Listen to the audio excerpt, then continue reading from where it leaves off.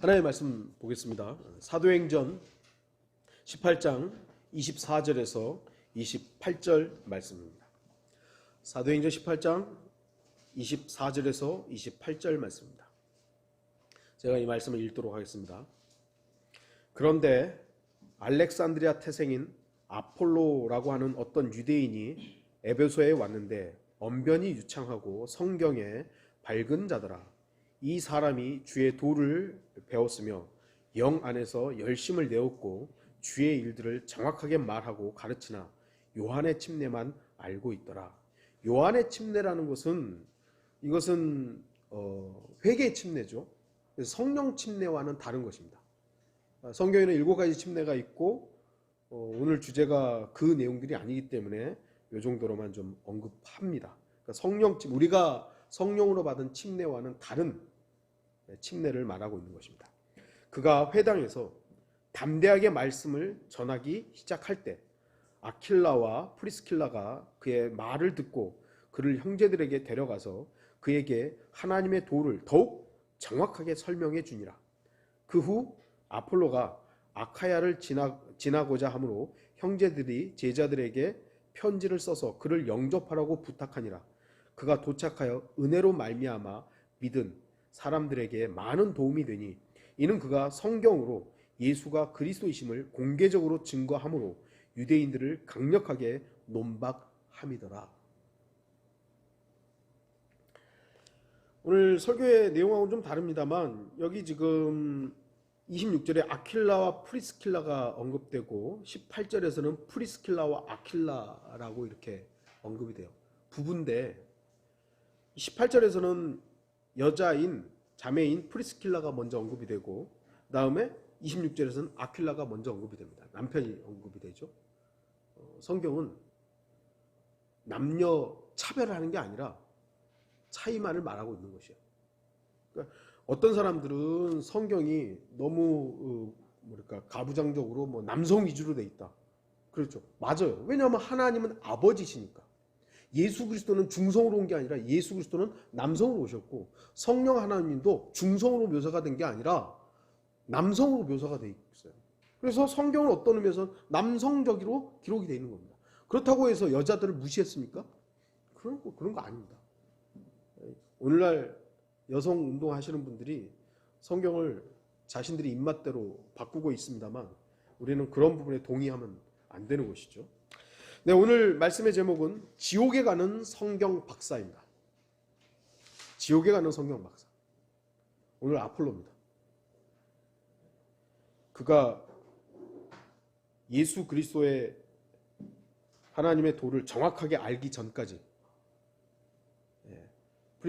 아킬라와 프리스킬라를 통해서 복음을 정확하게 듣기 전까지 그는 지옥에 가는 성경 박사였습니다. 성경에는 수많은 사람들의 이름이 나오고 수많은 사람들이 등장합니다. 중요한 의미를 가진 이름도 있고 하나님 앞에 악하게 기억되는 이름도 있습니다. 생명의 책이라는 의미가 그런 의미일 수 있죠. 오늘 본문에 한 사람의 이름이 나오는데 아폴로입니다. 아폴로, 그리스 신화에 나오는 신의 이름이 아폴로이기도 하죠. 이 아폴로의 이름의 뜻은 파괴자라는 의미가 있습니다. 또한 끝없이 깊은 구렁의 천사인 아폴루온, 계시록에 나오는 아폴루온이 그 이름이 헬라어식 발음이 바로 아폴로입니다. 그는 언변이 유창하고 성경에 밝았습니다. 밝았다는 의미, mighty라는 이 단어는 성경에 능숙했다는 의미입니다. 여기 나오는 성경은 어떤 성경이겠어요? 구약 성경을 말하죠. 아직 신약 성경이 기록되고 있는 시점이기 때문에 신약 성경을 아는 게 아니에요. 구약 성경을 능숙하게 다뤘던 것이죠. 오늘날로 말하면 성경 박사였습니다. 하지만 아폴로는 구원받지 못한 마귀의 자녀였습니다. 유대인 종교에 깊이 있게 관여되어 있는 사람인지는 모르겠습니다만 신약적인 의미에서는 아직 구원받지 못한 것이요. 오늘날에도 수많은 지식인들이 있습니다. 대학 교수, 정치인, 과학자, 경제인, 교육자 등등등등. 아주 똑똑한 사람들 많죠. 찰스 디킨스라는 사람도 있고 갑자기 이름들이 생각 안 나네. 아주 요즘에 유명한 과학자들의 책들이 많이 알려지고 있고 또 읽혀지고 있고 많은 사람들에게 지금 인정을 받고 있습니다. 그들의 지식은 결국 하나님은 없다. 하나님은 없다. 인간들이 하나님을 만들어낸 것이다. 자신들의 지식으로 또는 언변으로 밥 먹고 사는 사람들이 많이 있습니다. 그러나 하나님의 사람은 언변으로 먹고 사는 게 아닙니다. 지식으로 되는 것이 아닙니다. 물론 하나님의 사람들 가운데도 언변도 뛰어나고 지식을 모두 갖춘 사람들이 있기는 있었습니다. 초대교회는 크리스토스톰이라고 해서 황금의 입이라고 불렸던 그런 분이 계세요. 그리고 그의 설교나 신학 서적들이 남아있는 것들을 보면 대단한 분이 있죠. 요 근래 사람들, 종교개혁 때는 루터 같은 경우가 그랬고, 좀 가까운 시대에는 제이 프랭크 로리스 같은 분들이 설교도 언변도 좋았고 지식도 교리적인 부분도 아주 탄탄하게 갖춰져 있었죠. 하지만 대부분은 그렇지 못했습니다. 성경적인 지식이 앞섰던 분들이 있죠. 여러분들 알고 있는 크라이스 라킨이라든지 피터 러크만이라든지 이런 분들은, 저는 러크만의 설교를 한 번 들어봤습니다만 직접 가서 펜사콜라 가서 직접 들어봤는데 제가 영어를 못하니까 뭔 말인지 모르겠고, 근데 이제 간혹 그냥 제가 알아들을 수 있는 부분에서는 그냥 끄떡끄떡했지만 통역이 없으니까 모르겠더라고요. 근데 이제 조승규 형제가 그때 그러더라고요. 사실 러크만은 설교는 잘 못한다고. 제가 뭐 모르니까 그러냐고. 근데 그분의 지식은 뛰어난 거죠. 나중에 와서 뭐 유튜브로 러크만 목사님 설교를 들어도 뭔 말인지 모르겠어요. 그래서 사실은 러크만이 설교를 잘하는지 못하는지 전 몰라요. 근데 이제 뭐 들으신 분들이 그렇다 그러니까 그러나 그분의 지식은 뛰어나다. 근데 지식보다 설교를 잘했던 분들이 계시죠. 뭐 탈마지라든지 조지 휘필드라든지 요한 웨슬리라든지 빌리 썬데이, 이런 분들은 뭐 교리적인 부분은 좀 약했을지 모르지만 설교는 유창하게 많은 사람들에게 영향을 끼쳤던 분들이 있습니다. 그러나 주목하십시오. 하나님의 사람은 언변과 지식으로 되는 것이 아니라 순종과 신실함으로 하는 것입니다. 설교를 유창하게 못할 수 있어요. 지식이 조금 교리적인 부분이 약할 수도 있어요. 그러나 하나님의 말씀을 어떻게 순종하고 그 사역들을 신실하게 하고 있느냐,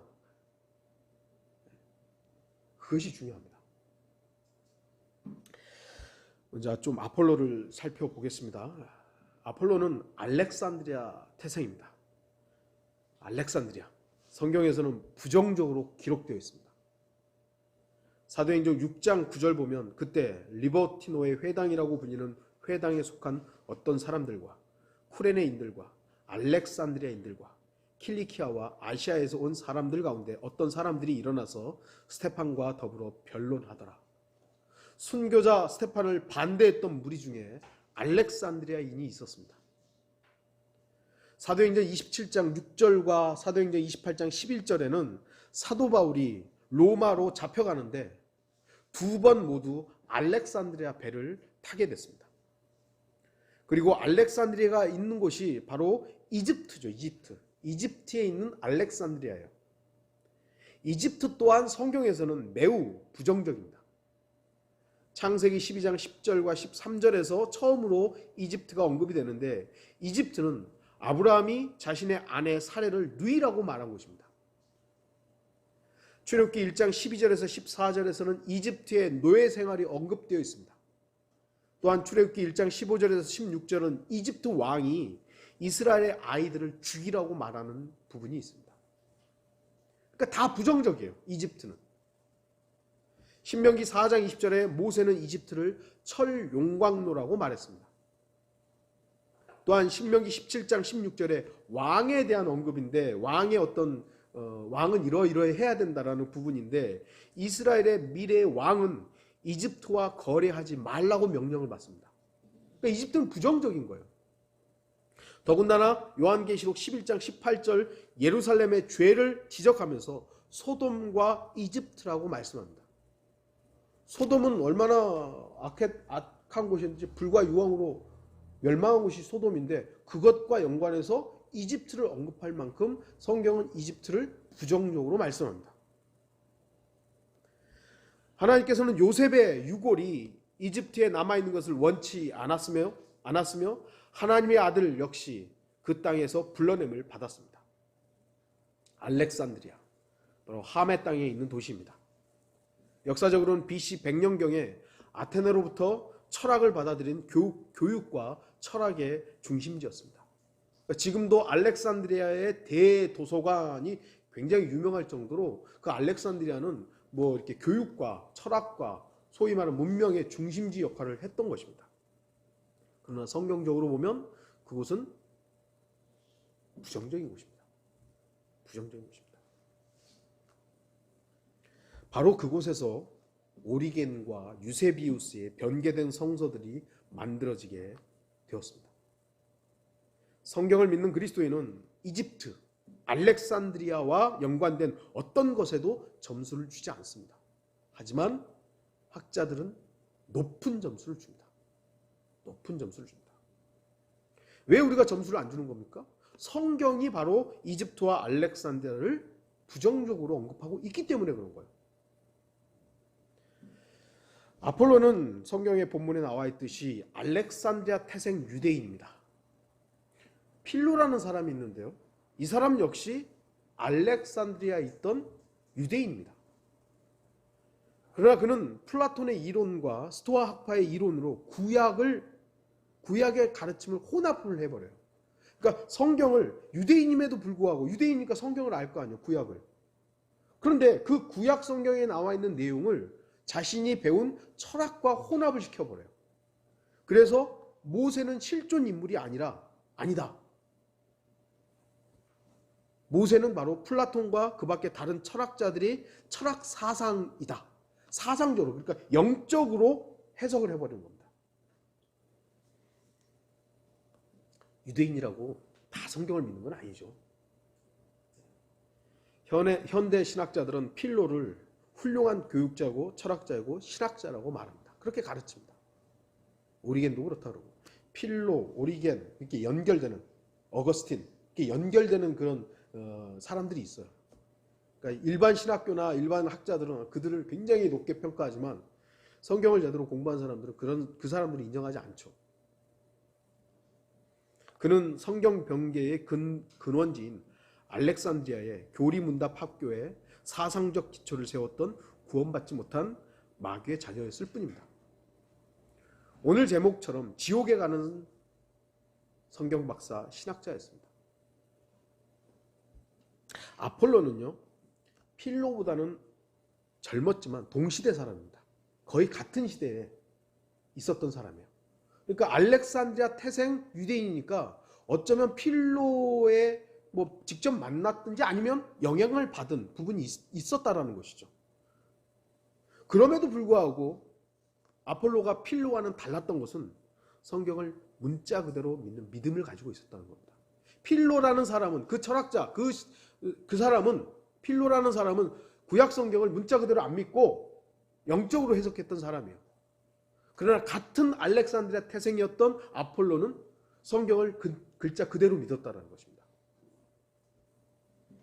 오늘날도 구원받지 못한 성경 박사들이 많습니다. 수많은 신학교의 성경 박사들은 그야말로 성경에 관해서는 박사일지 모릅니다. 제가 아는 분들 가운데도 헬라어가 어쩌고 히브리어 어쩌고 막 그리고 무슨 이론이 어쩌고 막 읽어보면요, 책들 읽어보면 이게 도대체 뭔 말이지? 막 복잡한 이론들이 너무 많아요. 필로나 아폴로는 알지 못했던 수많은 잡다한 신학적 이론들로 박사가 되었을 것입니다. 여러분들 신학원에서 공부할 때 Q 문서 이론 뭐 들어봤을 거예요. 그라프 벨 하우젠 이론 뭐 이런 것도 들어보셨을 거고 제3문서, J문서 이런 것들 막 무슨 이론이 너무 많아요. 배워요 막. 그러나 그런 모든 대부분의 이론들은 성경을 기록된 그대로 믿지 않는 이론들이에요. 의문을 계속 제시하는 거예요. 모세오경을 모세가 썼을까? 마태복음은 진짜 마태가 썼을까? 요한복음에 요한은 진짜 사도 요한이 맞는가? 별의별 이론을 가지고 계속해서 의문을 제시합니다. 그래서 그들은 자기들끼리 박사 학위를 주고받고 서로를 인정해 준 거죠. 아, 저 박사 대단한 사람이고, 뭐 저 사람이 뭐 논문이 대단하다고 서로 그러고 있는 것이죠. 하지만 성경과 다른 것을 말하는 신학자는 마귀에게 동조하고 있는 것입니다. 여러분들 주의하셔야 돼요. 성경과 다른 것을 말하고 가르치는 사람은 그게 박사든 신학자이든 목사든 그 사람은 마귀에게 동조하고 있는 거예요. 아무리 유명한 사람이든 그건 상관없어요. 아무리 큰 교회를 하든 그 사람이 어떤 삶을 아주 그냥 뭐랄까 청렴한 삶을 산다 할지라도 하나님의 말씀과 다르면 그것은 마귀에게 동조하고 있는 것입니다. 정상적이고 단순한 그리스도인의 이해를 벗어난 모든 것은 모두 마귀가 배후에서 조종하고 있음을 알아야 합니다. 성경을 기록된 그대로 100% 믿지 않고 일부분만 믿는 것은 정상적인 그리스도인의 자세가 아닙니다. 유명한 얘기들 있잖아요. 어떤 젊은 목사가 교회에 부임해서 갔는데 설교 시간에 이 부분은 원문에는 없는 겁니다. 이 부분은 학자들이 연구해 보니까 좀 의문을 갑니다. 그렇게 이제 설교를 한 것이죠. 어떤 성도가 몸이 아파서 신방을 갔어요. 마침 근데 성경을 깜빡 잊고 안 가져갔어요. 그래서 형제님, 집사님 뭐 여기 성경 있으면 좀 주시라고 말씀 전하게요. 성경을 보는데 펴니까 여기저기 찢어져 있는 것이죠. 여기가 찢어지고 저기가 찢어져. 제대로 된 거 없습니까? 왜 성경이 이렇게 너덜너덜 합니까? 그분이 목사님이 이 교회에 오기 전까지 제 성경을 온전했습니다. 근데 목사님이 설교 시간에 이 부분은 원문에 없는 거라서 찢어버렸습니다. 이번은 의심 간다고 해서 찢어버렸습니다. 그래서 이렇게 됐습니다. 오늘날 그런 목사들이요 신학교에서 배출되고 있는 것입니다.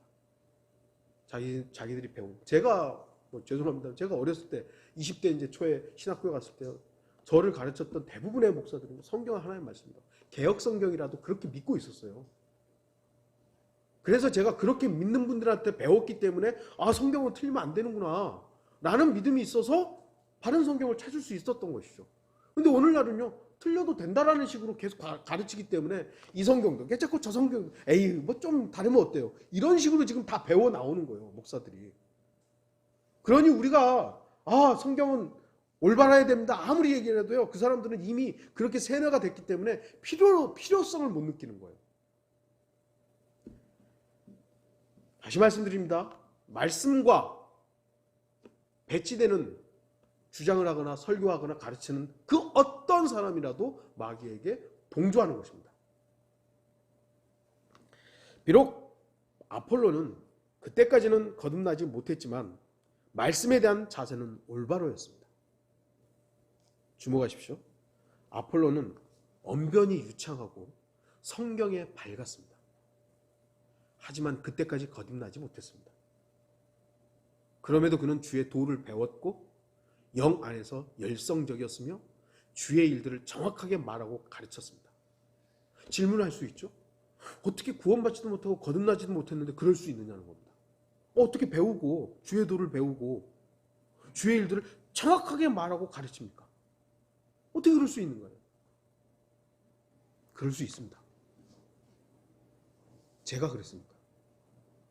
저 역시도 거듭나지 않고 장로교인으로서 전도사로서 사역을 했으니까요.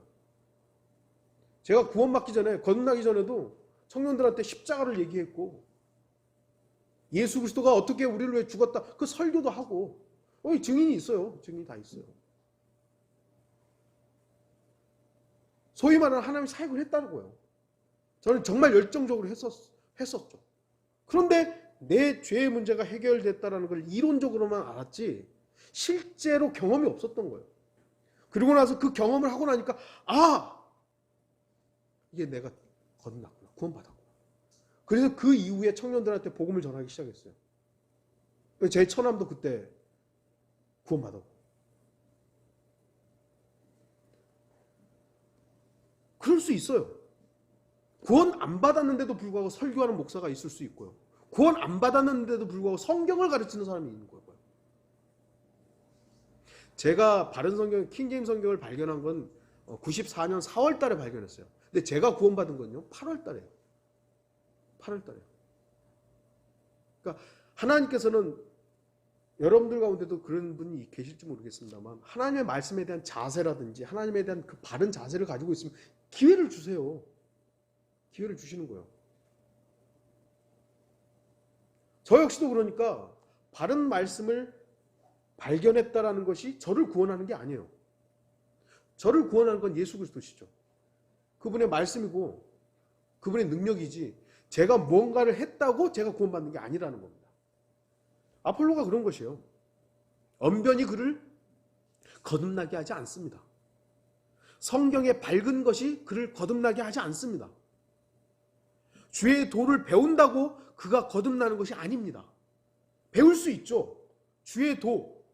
여기서는 지금 말하는 주의 도는 여호와의 도죠. 구약적인 부분들을 말하는 거죠.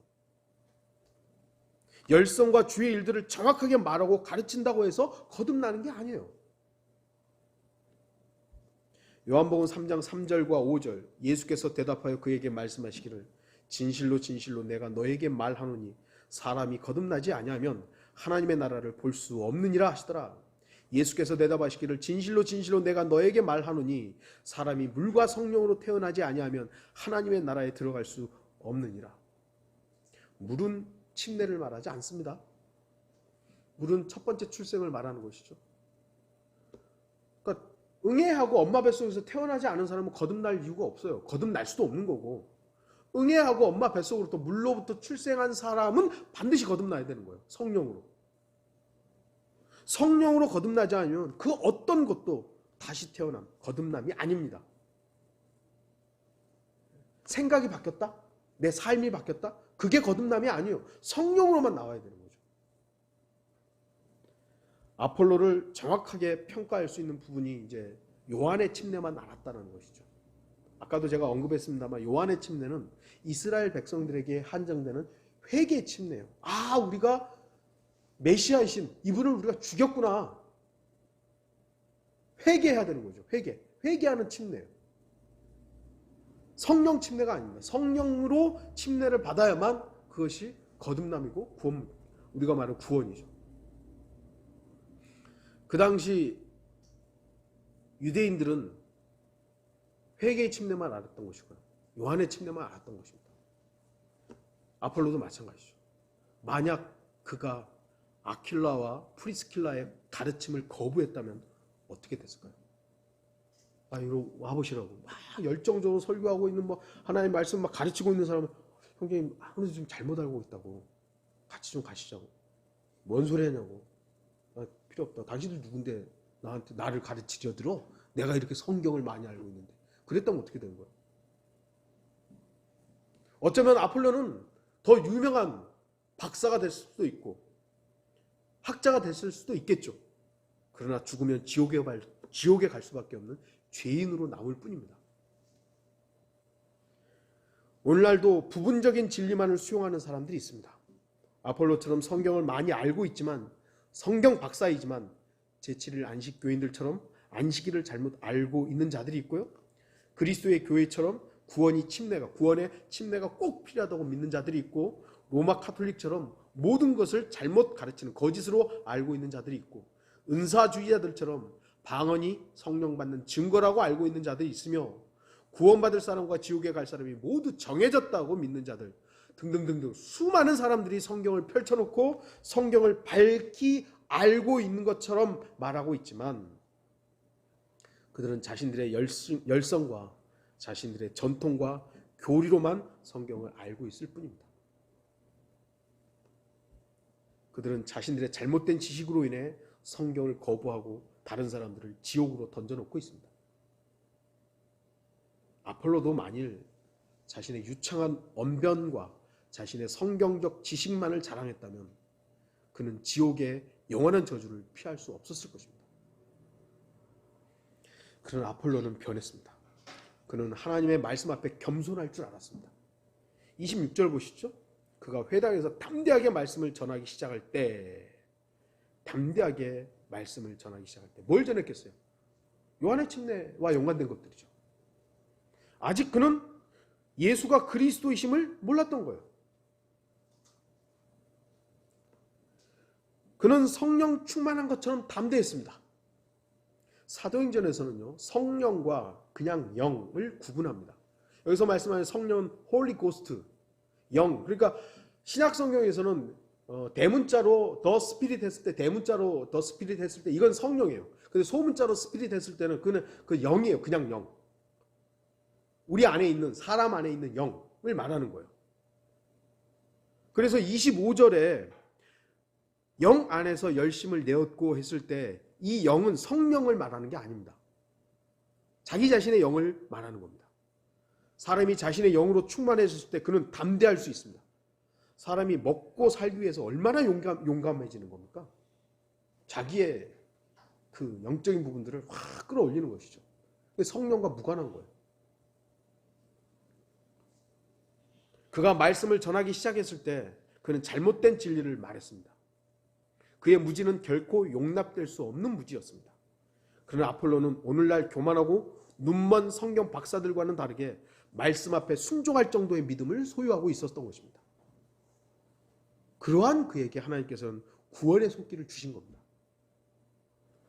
26절 보시면은 26절 중간 보시면은 아퀴라와 프리스킬라가 그의 말을 듣고 그를 형제들에게 데려가서 왜죠? 잘못 가르치니까. 잘못된 것을 전하니까. 하나님의 도를 더욱 정확하게 설명해 줍니다. 정확하게. 퍼펙틀리라는 단어가 얼마나 중요합니까? 완벽하게 가르쳐 준 거예요. 구원은 정확한 복음, 순수한 복음을 통해서 받을 수 있습니다. 율법을 더하는 복음, 보혈을 제거하는 복음, 사회복음, 순복음.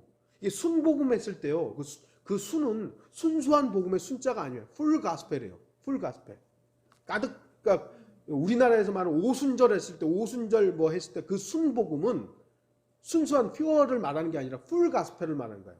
자기들이 뭐 이렇게 온전한 복음이라 이것이죠. 그 순복음은 순복음이 아니에요. 쓰레기예요. 천국 복음이 있고 영원한 복음이 있지만 이 시대에는 모두 다 다른 복음입니다. 다른 복음은 정확한 복음이 아니며 순수한 퓨어 복음도 아닙니다.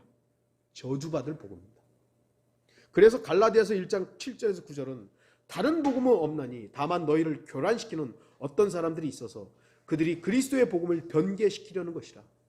그리스도의 복음이 아닌 복음은 다 가짜예요. 그건 변개시키는 다른 복음인 거예요. 그러나 우리뿐만 아니라 하늘에서 온 천사라도 우리가 너희에게 전해준 것 외에 어떤 다른 복음을 전한다면 그는 저주를 받으리라. 우리가 전에도 말한 것 같이 지금도 내가 다시 말하노니 누구든지 너희가 받은 것 외에 어떤 다른 복음을 전한다면 그는 저주를 받으리라. 복음은요, 그리스도의 복음이 전해져야 되는 거예요. 다른 게 전해지면 하늘에서 온 천사라도 저주받는 거예요. 하늘에서 온 천사가 복음을 전할 때가 있죠. 영원한 복음이 계시록에 나와요. 그때 환난 때 영원한 복음을 전할 거예요. 근데 지금 영원한 복음을 전하면 그 천사는 저주받는 거예요.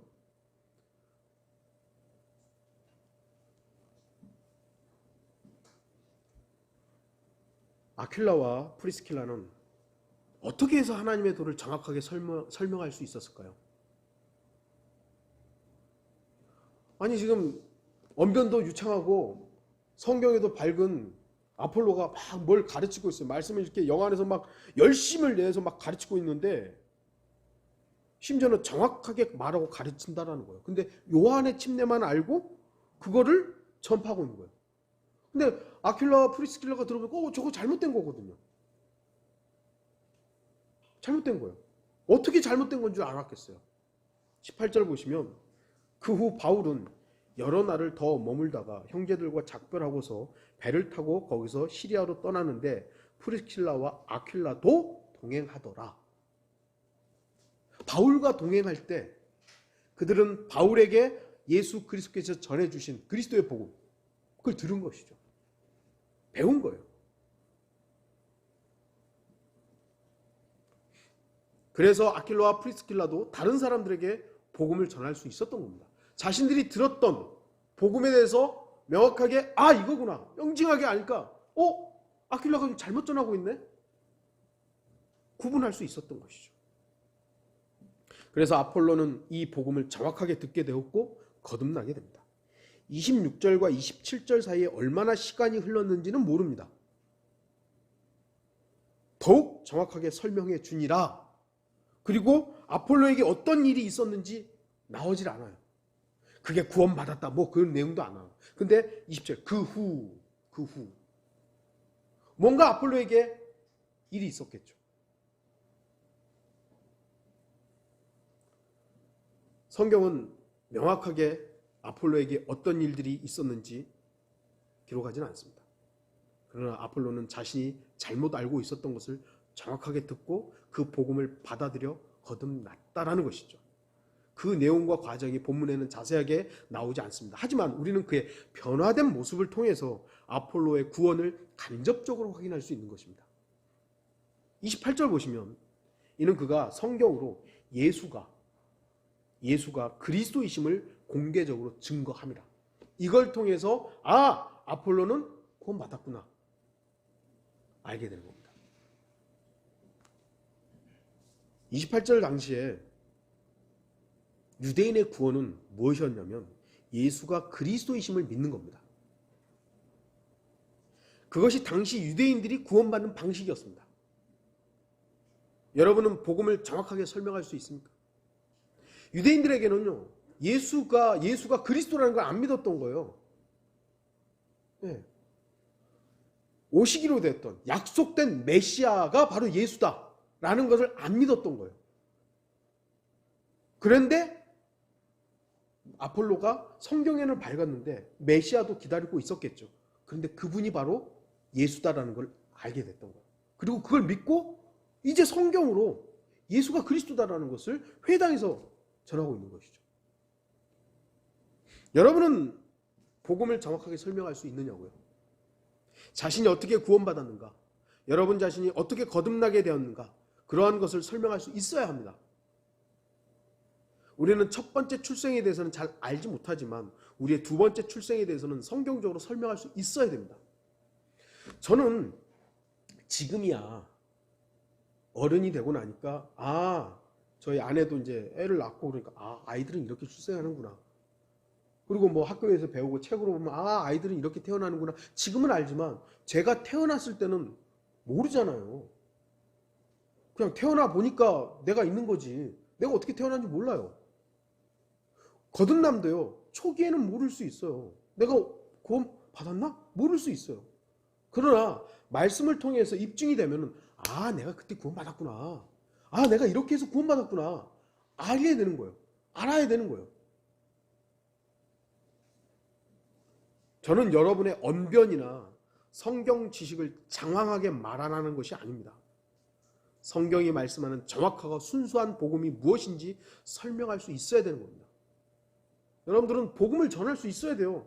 내가 이렇게 구원받았다고. 그래야만 다른 사람들에게 복음을 전할 수 있죠. 당신이 어떻게 구원받았습니까? 근데 모르겠어요. 어떻게 구원받는지 모르겠어요. 참 어리석은 거죠. 주목하십시오. 고린도전서 15장 1절에서 4절만이 이 시대의 정확한 복음입니다. 형제들아, 내가 너희에게 전한 복음을 이제 너희로 알게 하노니 이는 너희가 받았고 그 안에 선 것이라. 만일 너희가 내가 전한 복음을 굳게 잡고 헛되이 믿지 아니하였다면 복음을 통하여 너희도 구원받은 것이라. 복음을 통해 구원받았다라고 하는 거예요. 그래서 내가 받은 것을 먼저 너희에게 전달하였나니 이는 복음은 성경대로 그리스도께서 우리의 죄들로 인하여 죽으시고 장사되셨다가 성경대로 셋째 날에 다시 살아나셔서 이게 복음인 거예요. 우리 죄, 나의 죄 때문에 죽으셨다 이것입니다. 죽으셨어요. 근데 그걸로 끝난 것이 아니라 장사는 되셨지만 묻히셨지만 그분이 3일 만에 부활하셨다. 영원한 생명을 보장해 주셨다. 그게 지금 왜 우리 이 시대에 우리에게 전해져야 돼요. 여러분이 누군가에 전해야 될 복음은 이것입니다. 아, 예수 믿으면 병나. 아, 예수 믿으면 뭐 예수 믿었던 뭐 성령 해가지고 뭐 방언을 해. 이런 거 아닙니다. 그런 거 아니에요. 죄 용서죠. 죄 용서. 아폴로는 비록 유능한 교사였는지는 몰라도 아킬라와 프리스킬라보다는 복음을 몰랐던 겁니다. 아킬라와 프리스킬라를 통해 정확한 복음을 듣지 못했다면 아폴로는 구원받지 못한 성경 박사였을 뿐입니다. 우리 역시 복음을 설명하지 못한다면 다른 사람들이 잘못 알고 있을 때 입 다물게 되는 것이죠. 아까 말한 순복음주의자들이 나와가지고 막 복음 전합니다 하고 있는데 저거 틀린 건데 틀렸는지 맞는지를 본인의 복음을 알아야 구분할 거 아니에요. 제가 예전에 목회하기 전에 이제 일할 때 그때 이제 이모부 뭐 일을 도우면서 경매 물건들 이제 잡으러 다닐 때 어떤 집에 이제 경매가 들어왔다 그 집에 들어왔더니 이제 집 내용들을 보는 거죠. 몇 평이고 뭐가 어떤가 이런 보는데 막 그 십자가도 있고 막 그래요. 그래서 교회 다니시냐 봐요. 그랬더니 교회 다닌다. 반갑잖아요. 어떻게 구원받으셨어요? 기도해서 병이 나았어요. 예수님이 내 병을 고쳐주셨어요. 그러는 거예요. 그게 구원입니까? 그랬더니 맞다는 거예요. 그럼 구원받았다는 거예요. 잘못 알고 있잖아요. 기독교만 병 고쳐주나요? 불교에서도요. 병 낫는 사람이 있고요. 이슬람 교도들도요. 병 낫는 사람이 있고요. 가톨릭에서도요. 있어요. 물론 우리의 병이 낫는 거 좋은 일이죠.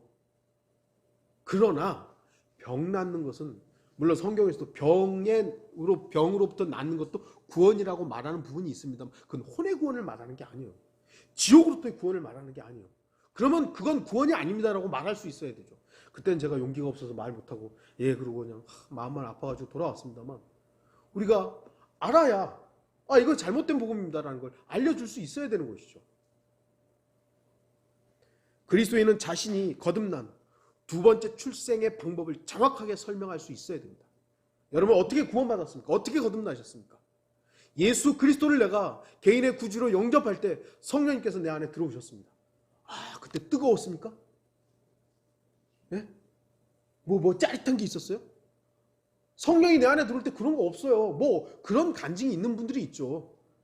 내가 구원받을 때 정말 눈물 펑펑 흘리면서 내 죄의 모든 문제가 해결됐다는 걸 믿었습니다. 저도 그런 경우가 있으니까요. 그러나 그런 거 없어도 성령님께서 들어오는 거는 바람이 임으로 불어서 임으로 나가는 것처럼 모를 수 있는 거예요.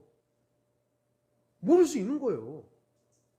그러나 분명하게 내가 예수 그리스도를 개인의 구주로 영접했습니다라는 걸 여러분의 마음으로 인지했을 거 아니에요. 그걸 여러분들이 간증할 수 있어야 되는 것이죠. 나도 모르게 그냥 믿어졌어요. 그건요, 믿어진 건 칼빈주의자들이 얘기하는 거고요. 아니요, 분명히 여러분의 의지를 가지고 여러분의 자유의지로 내가 예수 그리스도를 내 개인의 구주로 영접했습니다. 그때가 언제였는가를 한번 돌이켜보세요. 날짜가 중요한 게 아니라. 그걸 여러분들은 누군가에게 얘기할 수 있어야 돼요. 그게 여러분의 간증이기를 바랍니다. 아폴로는 이제 변화되죠. 27절 하반절 보시면 그가 도착하여 은혜로 말미암아 믿은 사람들에게 많은 도움이 되니 그는 그리스도인이 되고 나서 그리스도 안에서 형제 자매에게 많은 도움이 되었습니다. 이것은 그리스도인의 생활에 참으로 많은 교훈을 주는 내용입니다. 그리스도인이 되고 나서도 생활에 변화가 없고 다른 사람들에게 다른 그리스도인들에게 해만 끼친다면 과연 그 사람을 그리스도인이라고 할 수 있겠습니까? 제가 말씀드리잖아요. 구원받았다는 것과 그리스도인으로 산다는 것은 다른 겁니다. 구원은 누구든지 받을 수 있기 때문에 그 사람이 마음으로만 믿어서 내가 예수 그리스도를 개인의 구주로 내 죄의 문제를 해결하신 분으로 믿으면 그냥 구원받는 거예요. 그러나 그리스도인이라는 것은 그리스도의 종으로 사는 걸 말하는 거예요. 그리스도의 사람으로 사는 걸 말하는 거예요. 구원받은 사람의 변화된 삶이 그리스도인이에요. 자기 마음대로 막 살면서 나 그리스도인이라고. 사람은 성장하면서 가정과 사회에 유익을 주어야 합니다. 그리스도인도 마찬가지입니다. 거듭났으면서도 다른 그리스도인들과 지역 교회와 예수 그리스도를 위해서 아무것도 할 수 없다면 과연 그러한 그리스도인이 그리스도의 심판석에서 무슨 상급을 받을 수 있겠습니까? 그리스도인은 서로에게 유익을 주어야 합니다. 서로 돌봐야 하며 섬겨야 합니다. 예의를 지켜야 되고 공손해야 하며 서로를 위해 기도하고 무언가 어려움이 없는지 살펴봐야 합니다. 이것이 형제이며 자매가 할 수 있는 일들입니다. 바로 아폴로의 모습이기도 했죠. 그는 또한 28절에 성경으로 예수가 그리스도이심을 공개적으로 증거했던 것입니다. 자신의 지식이나 열성, 담대함이 아니라 언변이 아니라 성경으로 증거한 겁니다. 예수가 그리스도이심을 증거했다는 것은 유대인들에게 있어서는 신성모독이었습니다. 그 사실, 그 진리를 전파했기 때문에 스테판이 돌에 맞아 죽은 거잖아요. 예수가 그리스도라고, 예수가 메시아라고, 그거 했다고 제자들도 미움하고 쫓겨다니고, 초대교회 성도들이 바로 그 부분을 믿었고, 유대인들의 대부분 그걸 믿었고 그걸 전파하였기 때문에, 그분이 바로 하나님이라는 것을 전파했기 때문에 순교당한 것이요, 쫓겨다녔던 것이고 재산이 몰수됐던 것입니다. 요한일서 5장 11절, 예수가 그리스도이심을 믿는 사람은 누구나 하나님께로부터 태어났으며 낳으신 그분을 사랑하는 사람은 누구나 그분께로부터 태어난 자도 사랑하느니라. 예수가 그리스도이심을 믿는 거예요. 이거 안 믿는 사람이 어디 있어요? 머리로 이해하는 것과 마음으로 믿는 것은 다른 겁니다.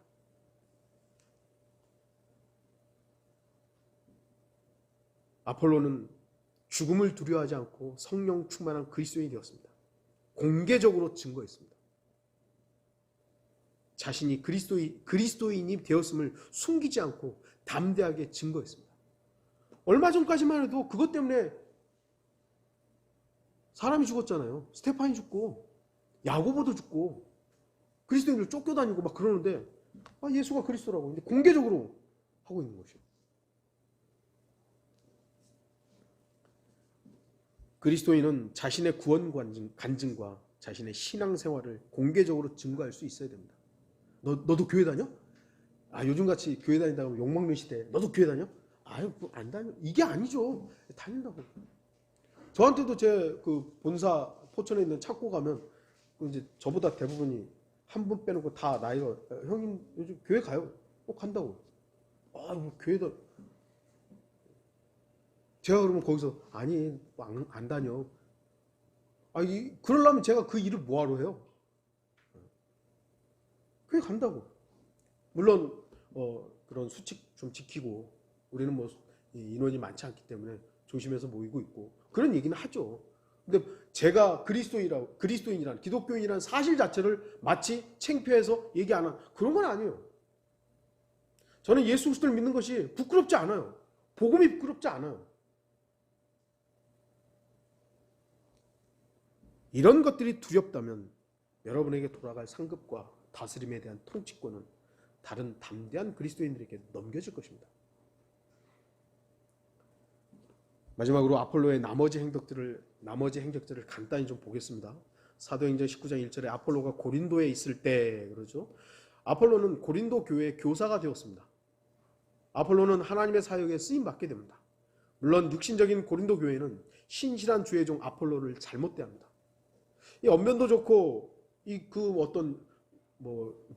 언변 좋은 게 그리스도인이 됐다고 바뀌지는 않겠죠. 그런 것도 사용할 수 있으니까요.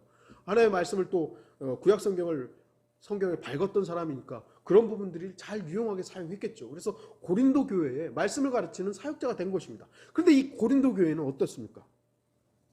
육신적이었죠. 나는 바울파, 나는 아폴로파, 나는 개바파, 난 베드로파. 이렇게 나눠버린 것이죠. 고린도전서 1장 12절에 나는 바울에게, 나는 아폴로에게, 나는 게바에게, 나는 그리스도께 속한다. 이렇게 편이 나뉘어져 버린 거예요. 고린도전서 3장 4절에서 6절 어떤 사람은 말하기를 나는 바울에게 속한다 하고 또 다른 사람은 나는 아폴로에게 속한다 하니 너희가 육신적이 아니냐. 그러면 바울은 누구이며 또 아폴로는 누구냐.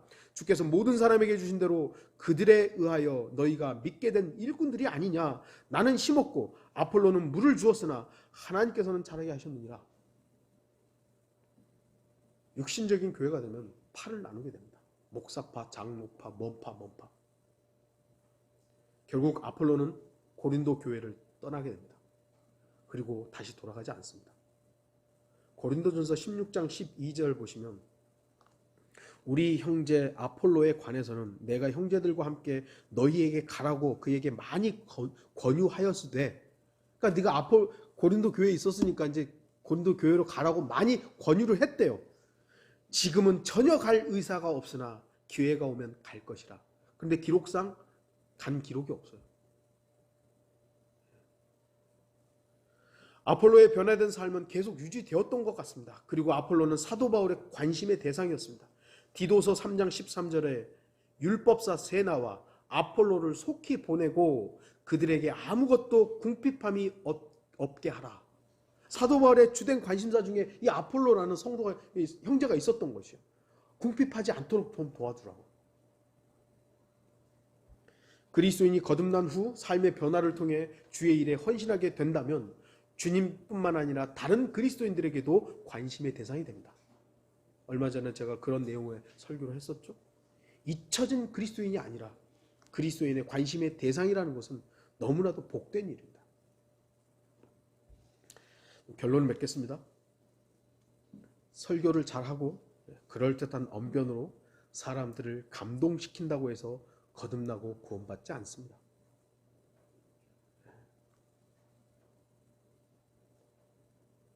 성경에 능숙하다고 해서 거듭나고 구원받지 않습니다. 주의 도를 배운다고 해서 거듭나고 구원받지 않습니다. 물론 하나님의 말씀을 공부했을 때 그 내용들을 통해서 복음을 접하고 그럴 여지들은 좀 더 넓죠. 폭은 더 넓을 수 있지만 그걸 배운다고 해서 곧 구원받고 거듭나는 건 아니라는 겁니다. 열성과 주의 일들을 정확하게 말하고 가르친다고 해서 거듭나고 구원받지 않습니다. 오직 믿음으로 주 예수 그리스도를 개인의 구주로 영접할 때 거듭나고 구원받습니다. 믿음으로만 구원받는 거예요. 오늘날 그 싸구려 복음이라고 막 치더라고요. 싸구려 믿음, 싸구려. 그래서 어떻게 믿는다고 구원받느냐고. 우리의 복음은 결코 싸구려가 아닙니다. 우리는 제가 말씀드렸잖아요. 우리가 받은 구원은 우리는 값없이 받았기 때문에, 값없이 받은 것이기 때문에 굉장히 가치가 없는 것처럼 여겨지지만 하나님의 아들이 죽으셨어요.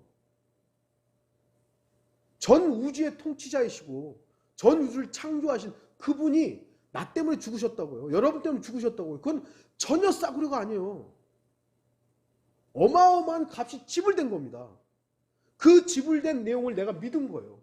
그래서 하나님은 그 믿음을 가치 있게 여겨주고 의롭다고 해주는 것이지, 우리가 그냥 믿어줄게 이런 게 아니란 말이에요. 그냥 믿어줄게 했다면 싸구려죠.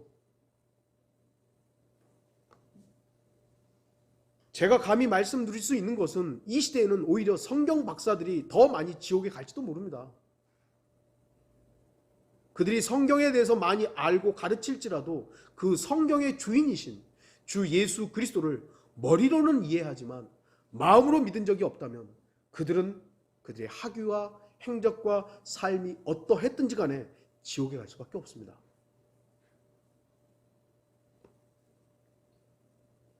그리스도의 복음을 통해서 그 사실을 믿고 성령으로 거듭나지 않는다면 그 어떤 죄인도 지옥을 벗어날 수 없습니다. 성령으로 거듭나지 않으면 이 시대에는 지옥을 벗어날 수 없습니다. 많은 한국의 기독교인들이 목사는 다 구원받았다고 생각하죠. 정말 그럴까요? 유명한 목사들 많고 설교도 멋지지만 유창하게 하는 목사들 참 많습니다. 정말 그럴까요? 신학 박사들도 우리나라에 요즘에는 이제 꽤 많아졌어요. 예전에는 우리나라에서 인정받는 그 세계적으로 인정받는 신학 박사 김세윤이라는 박사 그 한두 명밖에 없었어요. 근데 요즘에는 뭐 이제 막 미국, 유럽, 뭐 독일 뭐 이런 데서 공부하고 있는 신학 박사들이 많기 때문에 이제 세계적으로도 유명한 신학 박사들이 꽤 많아졌어요. 그들이 과연 다 구원받았을까요? 교회 다니는 우리나라 뭐 1,000만 명 이상이 기독교인이라면서요. 다 구원받았을까요? 자기들도 그렇지 않다는 거 알잖아요. 자기들도 1,000만 명의 기독교인 다 구원받았을까요? 하면은 아닐 거라고. 자기들도 그렇게 얘기해요.